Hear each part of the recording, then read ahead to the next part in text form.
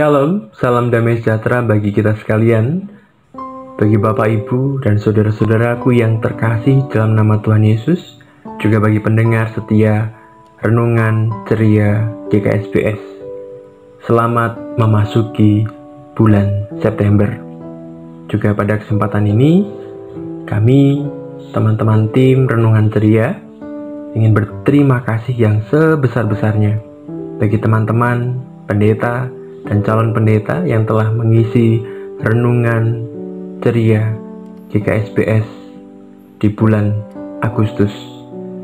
Juga untuk teman-teman yang mengisi yang bukan pendeta dan calon pendeta, kami bersuka cita telah mendengar renungan yang dibagikan. Dan pada kesempatan sehari ini di 1 September 2020, firman Tuhan terambil dari Lukas 4 ayatnya yang ke-18. Demikian firman Tuhan. Roh Tuhan ada padaku, oleh sebab Ia telah mengurapi aku untuk menyampaikan kabar baik kepada orang-orang miskin, dan Ia telah mengutus aku. Bapak, Ibu, dan saudara-saudaraku yang terkasih di dalam nama Tuhan Yesus Kristus, bulan September ini akan diisi dengan bulan ibadah atau perenungan memaknai ibadah dalam hidup kita. Dari hari Senin sampai hari Sabtu, Renungan Ceria akan mendampingi berbagi renungan yang bisa kita renungkan bersama.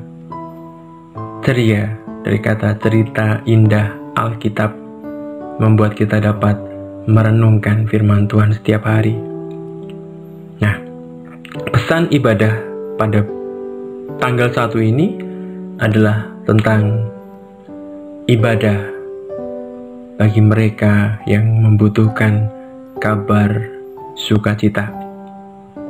Kata Yesus, Roh Tuhan ada padaku, oleh sebab Ia telah mengurapi aku untuk menyampaikan kabar baik kepada orang-orang miskin, dan Ia telah mengutus aku. Firman Tuhan ini memiliki latar belakang yang cukup menarik. Pertama, ketika firman itu disampaikan, adalah latar belakang Yesus berkhotbah di Nazaret di tempatnya sendiri. Ada respon yang menarik di ayat 22. Katanya, dan semua orang itu membenarkan Dia, dan mereka heran akan kata-kata yang indah yang diucapkannya. Lalu kata mereka, bukankah Ia ini anak Yusuf? Ketika diapresiasi, orang-orang mengapresiasi bahwa firman-Nya sungguh baik, apa yang disampaikannya sungguh amat baik. Dengan kata-kata indah dikatakan di sana pada ucapan Yesus. Tetapi kemudian semua orang mengingat, ini loh anaknya Yusuf. Bukankah dia ini anaknya Yusuf? Orang-orang di Nazaret sangat tahu tentang latar belakang Yusuf. Ia orang yang baik. Ia sebagai tukang kayu, Yusuf tukang kayu. Orang-orang kenal latar belakang kehidupan sejarahnya dulu. Yusuf itu orang yang menikahi Maria yang sudah mengandung. Yusuf itu yang menerima Maria yang dikatakan mungkin banyak orang bilang berzina, tidak pantas, karena Maria mengandung sebelum menikah. Dan pada zaman itu, di mana masa-masa agama menjadi kekuatan utama atau moralitas, hal yang melawan moralitas pasti akan mendapat dampak yang luar biasa. Bahkan orang-orang akan dibuang. Contohnya orang-orang kusta. Mereka dibuang keluar dari kota. Agar apa? Agar kota itu tidak tercemar dengan dosa-dosanya. Sama dengan Yusuf. Yusuf memikul beban yang cukup berat, bahwa ia harus memikul seumur hidup sampai Yesus besar 32 tahun. Yusuf tetap teringat sebagai Yusuf tukang kayu yang menikahi Maria. Nah, dari cerita ini saya menyadari betul ada begitu banyak orang-orang yang terpinggirkan dari gereja. Saya sendiri merasakan, dan banyak teman-teman di GKSBS juga dalam pola-pola ini terpinggirkan. Kenapa? Karena mereka menjadi orang-orang yang tidak diterima di gereja,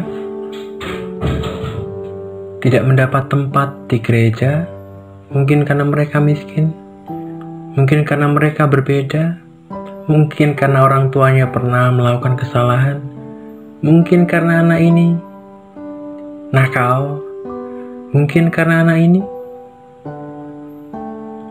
telah melakukan kesalahan yang fatal, seperti contoh narkoba, minum minuman keras, dan itu pasti dipandang buruk oleh masyarakat, dan gereja pun memandangnya buruk sampai harus menyingkirkan dia. Ada seorang teman saya di GKSBS itu pernah bercerita rasa sakit hatinya ketika ia sebagai pemuda gereja, sama-sama pemuda gereja, tapi tidak mendapat kesempatan yang sama. Ia bercerita, suatu ketika ada pemilihan untuk pemuda yang akan diutus ke sebuah tempat pada sebuah acara. Pemuda ini sangat ingin untuk mengikuti, tapi pilihan selalu jatuh pada ketua pemuda yang saat itu alim, baik, aktif di gereja. Tapi teman saya ini, dari rasa sakit hatinya, diubahkan oleh Bapa. Ia menjadi orang yang terus bertekun. Awalnya terpuruk karena dia merasa dirinya buruk. Tapi suatu ketika dia melihat dia bisa mengerjakan sesuatu yang baik bagi orang lain, hanya melalui hal sederhana, kata-kata. Dia yang awalnya dahulu merasa bahwa dirinya betul-betul orang yang paling buruk yang dijauhi oleh gereja, akhirnya ia menjangkau teman-teman di luar gereja yang sama seperti dia, tapi kemudian menghidupkan kasih. Agar apa? Karena mereka betul-betul merindukan sentuhan gereja. Nah, di masa-masa sekarang, di masa-masa kita memahami apa itu ibadah, tentu ibadah adalah perenungan kita terdalam.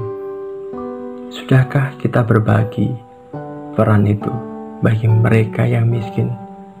Sudahkah ibadah kita sadari sebagai proses untuk memberi kesempatan dan kabar sukacita bagi orang-orang yang terkadang kita pinggirkan di gereja? Sadarlah bahwa gereja itu adalah tempat bertumbuh bersama, tempat di mana peluang kebersamaan itu hadir. Tidak hanya orang-orang yang aktivis di gereja kita apresiasi, semua kita apresiasi. Di gereja itu membutuhkan apresiasi. Untuk apa? Agar pertumbuhan dalam gereja betul-betul menjadi tempat yang baik. Orang yang mampu beribadah, mengerti ibadah dengan sungguh-sungguh, akan berbagi peran itu. Mari kita lihat, GKSBS mampu memberi peran bagi semua orang. Tidak hanya mereka yang aktif dan terlihat baik, tapi juga bagi mereka yang membutuhkan sentuhan kita. Jangan-jangan ketika hanya mengapresiasi, orang-orang yang terpinggirkan itu mampu melakukan lebih banyak. 1 September 2020. Ibadahmu, jadikanlah kabar sukacita bagi orang-orang miskin dan tertindas. Tuhan Yesus memberkati.